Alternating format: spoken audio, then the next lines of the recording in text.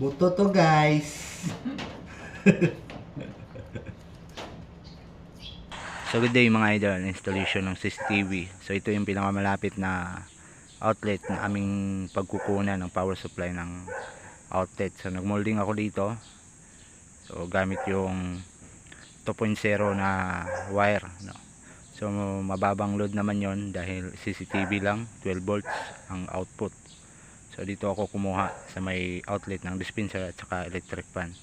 Power parallel connection yung ginamit natin.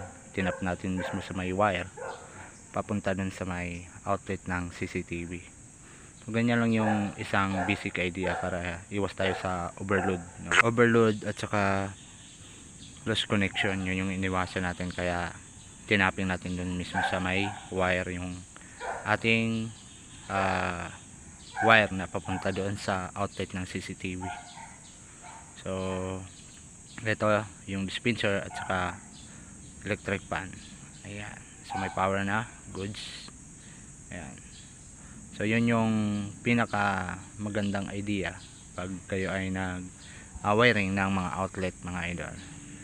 Huwag nyong iasa sa jumper, mas maganda i-tapping nyo siya. So yun yung pinaka standard, kasi hindi natin alam na balang araw ay merong mga idadagdag na mga additional. So yun lang, isang idea. Thanks for watching mga idol. Follow for more. Thank you.